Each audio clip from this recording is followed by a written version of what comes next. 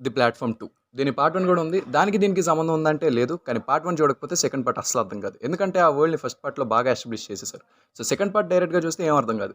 ఇంక మూవీ ఎలా ఉందిరా అంటే నాకైతే పిచ్చి పిచ్చిగా నచ్చింది. అంటే మూవీ బ్రూటల్‌గా ఉంటది. గోర్ వైలెన్స్ ఉంటది. ఔట్ ఆఫ్ ది బాక్స్ అంటే ఔట్ ఆఫ్ ది యూనివర్స్ కాన్సెప్టే ఉంటది. కానీ ఈ మూవీ అయిపోయాక మనకి ఇవన్నీ ఇచ్చే ఇంపాక్ట్ కంటే కన్వర్జేషన్స్, ఆ కన్వర్జేషన్‌లో ఉండే వర్డ్స్, మూవీలో ఉండే ఆ రెవల్యూషనరీ డైలాగ్స్ ఎక్కువ ఇంపాక్ట్ ఇస్తాయి.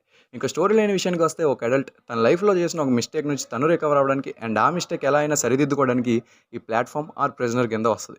అండ్ దెన్ లోపట జరిగే థింగ్స్ వల్ల తనకి వచ్చే కాన్సిక్వెన్సెస్ ఏంటి? తను నేర్చుకున్నదేంటి? అండ్ ఫైనల్లీ తన తప్పుని సరిదిద్దుకుందా లేదా అన్నదే బేసిక్ స్టోరీ. ఇది కేవలం ప్లాట్ మాత్రమే.